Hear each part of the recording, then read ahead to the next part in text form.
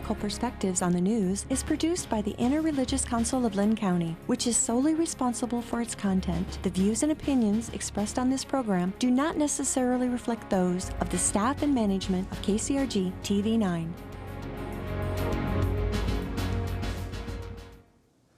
Good day and welcome.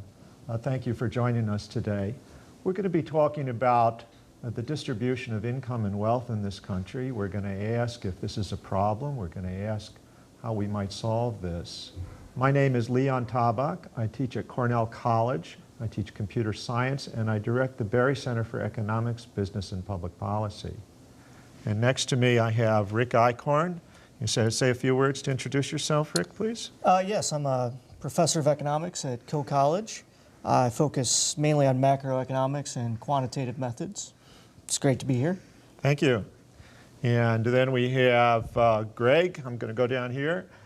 I'm Greg Neumeyer. I'm with Bank Iowa. I'm the market president for Cedar Rapids. And then again, Keith Laube. I'm a member of the Libertarian Party of Iowa. Okay, thank you very much. So I want to begin by asking where this issue has come up in your individual work. So you're teaching college students, you're working with clients at a bank, you're involved in politics. Questions about the distribution of income and wealth are part of the current political campaigns, and they're issues for the young people that we're teaching, and presumably for the young people, people of all ages that you're trying to help through the financial services that a bank provides. So why don't we begin with you, Rick, and ask what your students know or think about this subject.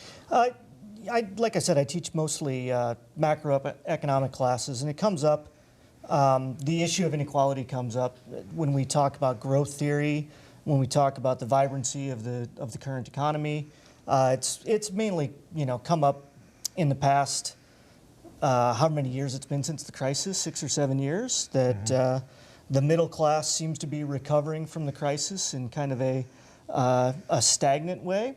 We see all sorts of statistics, and I think you kind of circulated some of those to us before we all got together, about the way that the distribution of income has played out for different sectors in the economy. And so I think when we see numbers that show that the income growth for what's popularly become known as the top 1% is growing at such a faster rate than the incomes for what we might consider more of the middle class, it starts to raise questions of is this a problem? And so I think from an economics point of view, we want to kind of dissect it and think about the way that the various sectors of the economy interact that could be leading to these types of things. But then to ultimately ask, is it really a problem, or is it just something we're seeing in the data that may not be an endemic problem for society? What about you, Keith? Do you think this is a problem, or how would you characterize this? Well, as Rick said, there's a lot of data out there about the middle class. Is it shrinking? Is it getting stretched? And you look at what's the definition of middle class. Obviously, incomes in Iowa are different than similar income in New Jersey because of the buying power and the cost of living. And a lot of the people doing these studies are getting paid by somebody to do them, so you have to be very leery of what you're reading with these studies.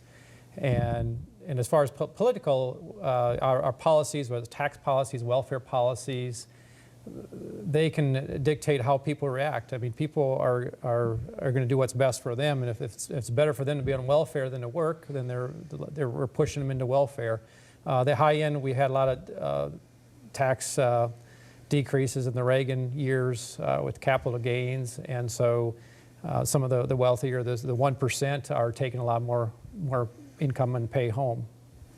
Hey, Greg, what kind of anxiety do your customers express when you talk to them? Well, at the bank we deal with customers on both ends of the spectrum. So some of our customers have done very well, others are struggling, and so what we try to do is work with the customers that are struggling to help educate them, help them make budgets, come up with ways that they can improve their life and hopefully get to that next level that they want to be at.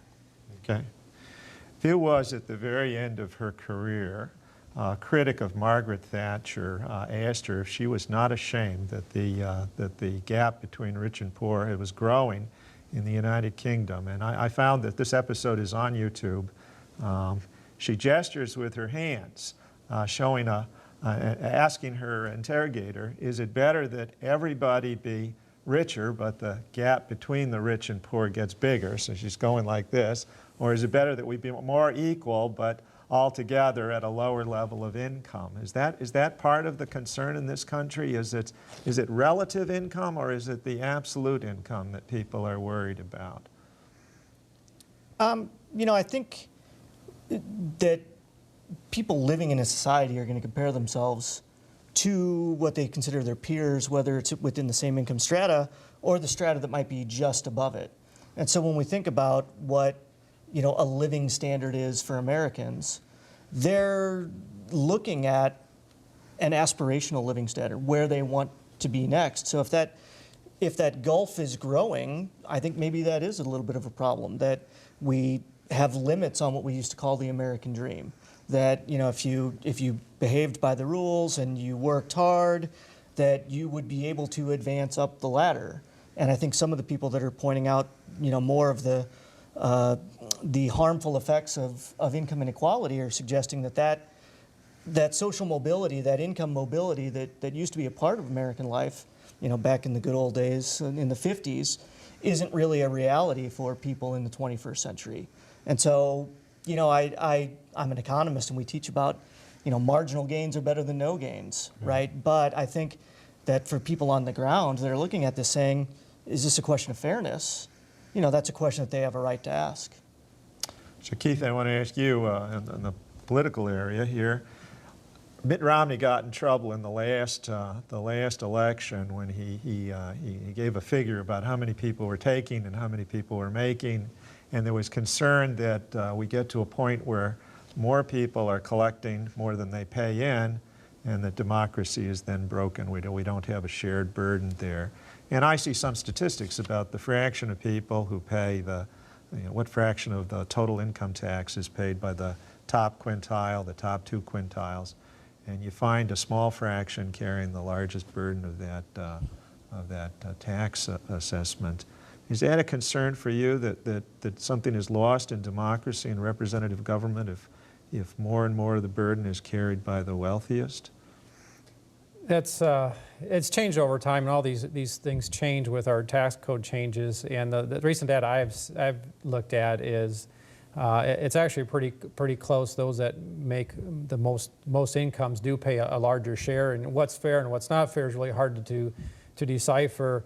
Our tax code's not fair to begin with, where an individual making $20,000 has to even file an income tax. I mean, why is that? If they need all that income to live off of, we really need to raise the bottom, that an individual can make $50,000 or $75,000, wouldn't even have to bother with spending the time and the money to file an income tax.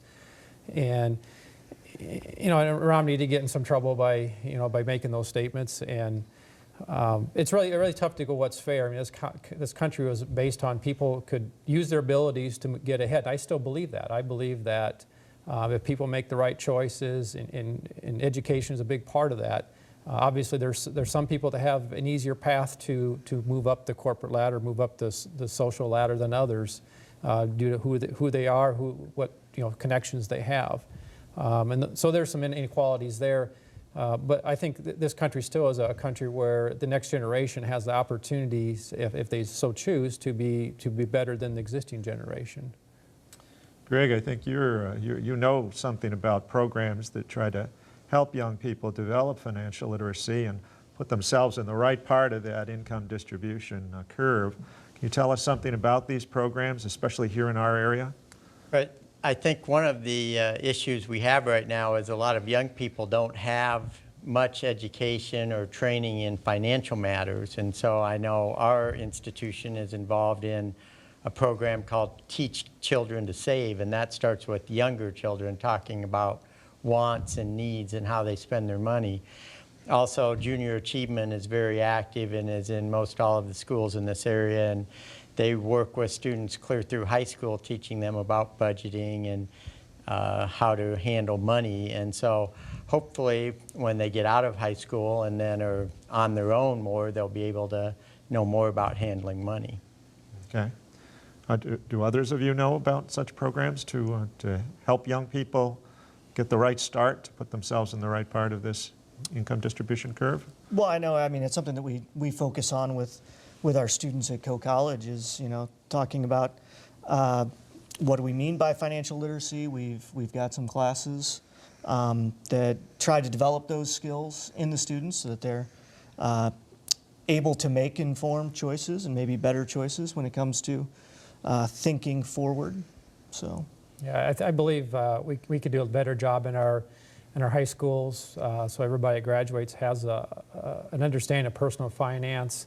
I believe as a government, we've really done a disservice to our people because we have so many safety nets that you really don't have to think or prepare yourself for what if I lose my job. Well, there's unemployment insurance, there's disability insurance, and then, gosh, you're never going to starve in this country because there's food stamps. There's so many safety nets, and I think each generation, the children are seeing that. They've seen more of the adults saying, well, I don't have to really prepare myself for a mishap or a miscue in my life because there's a safety net. Someone's going to, make sure I have a home, whether it's Section 8 housing, food stamps. And so it's really preparing young people, and the savings is a big part of it. That I know young people that, why would I have a bank account? Why would I want to have money I can't touch and spend? And we're going the wrong direction morally on some of these issues. Or some of these behaviors. So there have been some recent books that try to look at this problem from the point of view of family structure and family habits. There's some people who claim that if you persist and get a high school diploma and you avoid becoming a parent until you're married, if you just take some common sense steps, that you can avoid poverty. Is that a point of view that's shared here? I think getting a high school diploma is a minimum level, in this economy. I was looking at some materials for our meeting, and it said back in the 70s, I think only about 26% of the jobs needed a minimum of a high school education, where by 2025, that number goes up to almost 70%. And so I think that's part of the issue, is that just getting out of high school may have been okay in the past, but today you need to go beyond high school and get more training or more education to get that good job to support your family. So I'd like to press this a little bit. Do we think there are some people who are trapped at the bottom? I'm asking you about ways we can help people make progress in their own lives, but is there a group that is in fact trapped? Yeah, I believe there is. I know a young woman that ended up being between jobs, had a child, and needed some carryover help, and went to welfare, and they basically told her to, don't be looking for a job. She said, well, I'll have a job in a couple weeks. I don't need this welfare for a very long time. And at the welfare office, they said, well, you'd be better off just taking welfare, not even going back to work. And so we need to have some programs. I know in the 90s, Wisconsin, with Governor Tommy Thompson, had a big welfare reform where it was Wisconsin Works, where the welfare office wasn't a place where you went to get money or financial support. It was that for a short term, but it was really to help you get a job so you could help yourself and stay out of that poverty. Because once you get on welfare, it's a very hard system to get out of, because you're going to have to take that step to get a job where you're going to make less money than you would on welfare until you get some job skills and maybe move up. And this young lady ended up going back into the workforce, and I think over time she's making more than she would have if she stayed on welfare. But she, for years, it was a couple years before she got to that point. And so I think as a society, we're doing a disservice of trying to help maybe too much or maybe in the wrong ways, where it should be more geared towards getting a job and being self-supportive. So I see a lot of debate, Rick, on what the real tax rates are. You're the economist here, and you know about marginal tax rates. Part of the argument is that people who are at the lower end of the economic spectrum sometimes face very high marginal rates because they lose some of these benefits as they move up the income ladder. Are there? Do you see these obstacles? Is this an important issue we should be considering I today? think the tax burden does sometimes fall more heavily on lower income households, which is why we have a progressive tax system. I think that that's something that's trying to be addressed by the way that the tax code is set up. But I'm certainly not a specialist in tax policy, so I wouldn't want to go too far off that plank. Well, if you'd like, maybe we could look a little bit at the top end of this economic spectrum. A few years ago, there was a movement called Occupy Wall Street. The 1% became a slogan, and it was widely circulated in society. There's a lot of visibility for those who've achieved very, very great wealth. Is that a problem? Is that a concern that we have people who have accumulated tens of billions of dollars? I brought with me tonight the Forbes magazine has just issued its annual issue on the 400 wealthiest people in the country. And to enter that group of the top 400, you have to have a net worth of $1.7 billion. And the top people on this list have net worths of 50, 60, 70 billion dollars. Is that too much? Is that something we should be concerned about? I think it's celebrated by Forbes magazine, right? That's why they sell these issues, because we celebrate what good productive people in society they have been, right? And I mean, when we think about what your income, if you base it on economic theory, your income is based on your marginal product. That you can do the math on the neoclassical theory of income distribution, and your real wage is equal to your marginal product. But I don't know if anybody's marginal product is 50 or 60 billion, if that's what their income in a particular year is. I think it's very hard to sort out, and I think there are people that have other perspectives on how that wealth is transferred at the top. That it's not always innovation, it's inheritance or other things of that nature.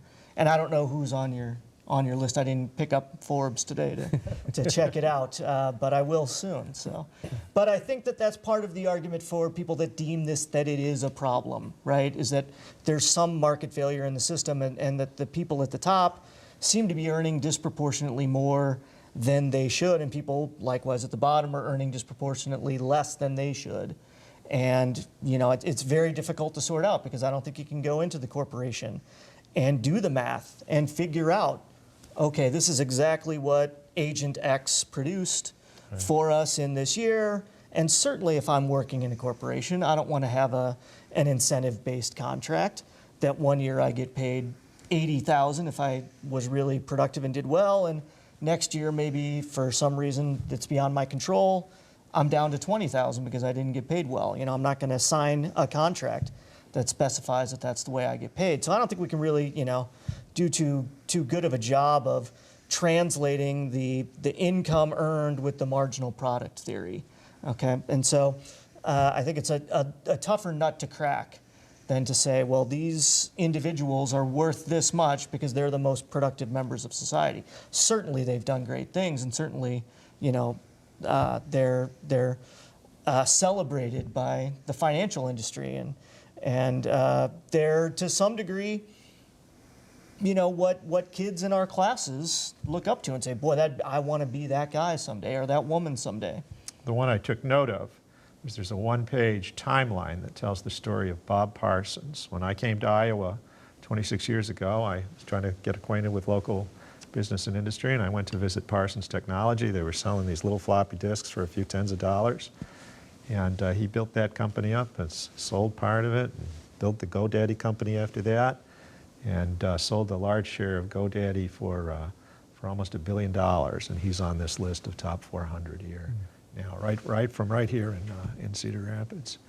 So, Keith, there are some suggestions for those who do think this is a problem, that think that there are some too wealthy and that the wealthy aren't carrying their share and so on, who would like to see more steeply progressive tax rates, or some would like to see a tax on wealth, which is different than a tax on income, right? There are moves for a higher minimum wage, and there are other political proposals to try to level this curve a little bit. You have some comments on these kinds of Yeah, sure. programs? As far as the wealth in the country, it fluctuates through time as stocks go up and down. And I think historically, I don't think we're much different than we were probably 100 years ago. And there's some of our European counterparts that, Germany's example, where their CEOs make, you look at the average wage in the factory and what the CEO makes, their difference is less than ours. But there's other countries, South Africa and Mexico, where the wealth is more concentrated than is the United States. So it exists. Is it a problem? Should we be trying to monkey with this and try to fix it? I don't know. I mean, we're a country made up of individuals, and you can look at Bill Gates or Warren Buffett, where they started with very little or meager beginnings, and they created their wealth. Or your example of Parsons. Do we want to discredit that, or and a lot of these people give money back to good causes? So it is a problem. And as libertarians, we're against any taxes in general. Income tax should not, 1913 we should never pass the income tax law. It needs to be repealed. These people are, the government takes the money from all of us and uses it, for whatever purpose it deems necessary and attaches strings to it. So is that very efficient? I'd rather have money that I earn, keep most of it or all of it, not have income tax. And the wealthy probably the same way. They would probably support projects in the community. So would we gain any by trying to tax more? I definitely, if we change in taxes, we'd start at the low end. And like I said earlier, someone that makes $50,000 or $60,000 may shouldn't even have to file an income tax. Okay. So I want to ask here, who are in our local communities, the poor and the rich, and I'm focusing for the moment on the rich, who's done well, and maybe you can answer this with respect to another popular book, The Millionaire Next Door. So that book tells us that we might have this picture of the very wealthy inheriting unearned privilege, living a life that's a life of leisure at the golf club, the country club, the yacht club. And the Millionaire Next Door tells us a different story. So what do you see in your own work there? Well, your wealth is in essence how much you make less how much you spend. And so I think that's become a big issue, is a lot of people tend to spend as much as they make or sometimes more than they make, and that becomes a problem. A few years ago, I had a customer that lived just up First Avenue, and a lot of people in his neighborhood would have thought he was homeless. He wore really old clothes. He had this old mower that was probably 30 years old. And when he passed away, he left multiple millions of dollars, I think, to both of the colleges, maybe were beneficiaries of this person's estate. But it was just a good example of somebody that, worked hard his whole life, and his wife worked hard her whole life.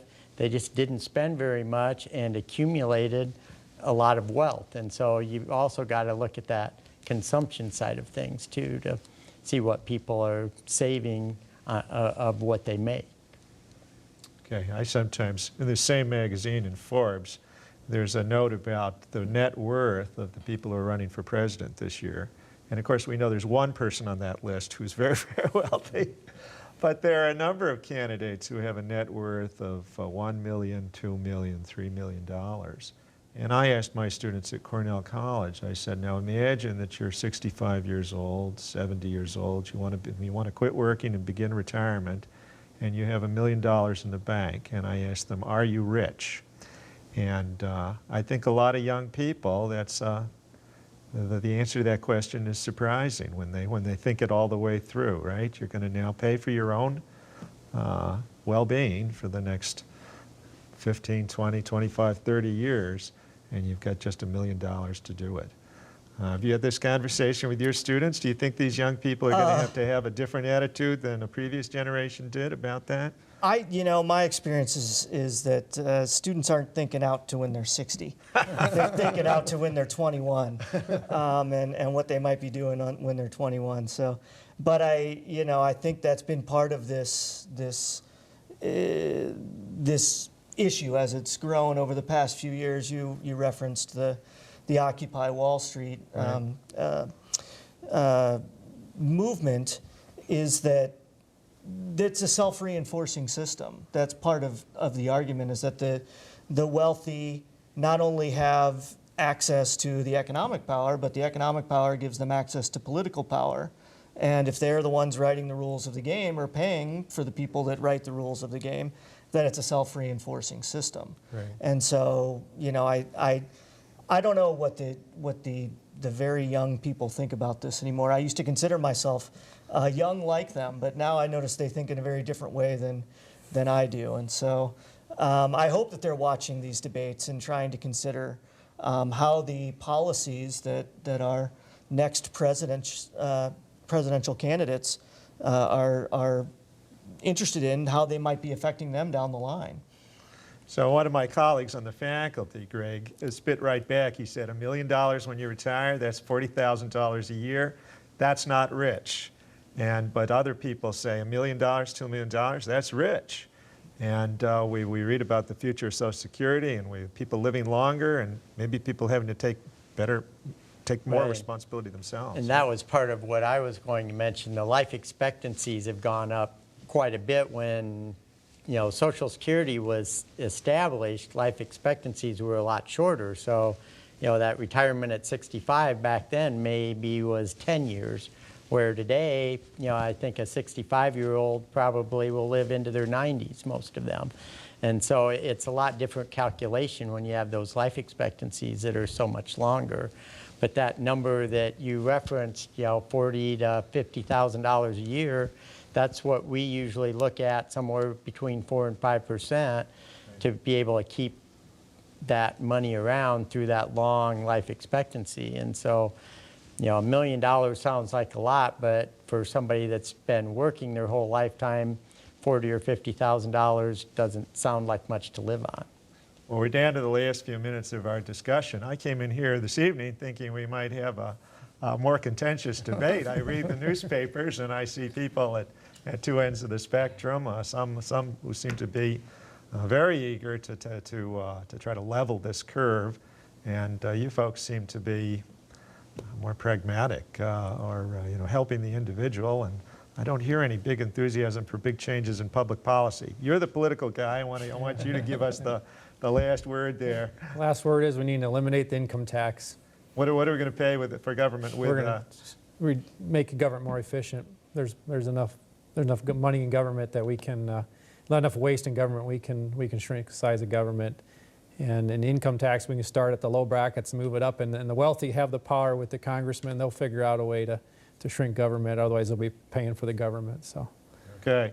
So I had one candidate at my campus last week. We had one who lost a plane flight, but would have been here otherwise. And they were going to come to your campus as well. So they reach out into the audience and they say, we need some economic advice. What are you going to tell them there, Rick? I'm going to tell them, unfortunately, don't listen to Keith about the tax code. Now we can get contentious. We got 1 minute to go, right? No, I think a vibrant economy is really a big part of this answer, and we haven't seen a vibrant economy since the turn of the century. We've seen very low percentage growth in payrolls and in growth of GDP and wages in particular. So I think a vibrant economy is what we need. Well, I think that's good, and thank you for joining us. So a banker, a libertarian, and a professor of economics to look at this issue of the distribution of wealth. Thanks very much. Thank you. Thank you. Okay.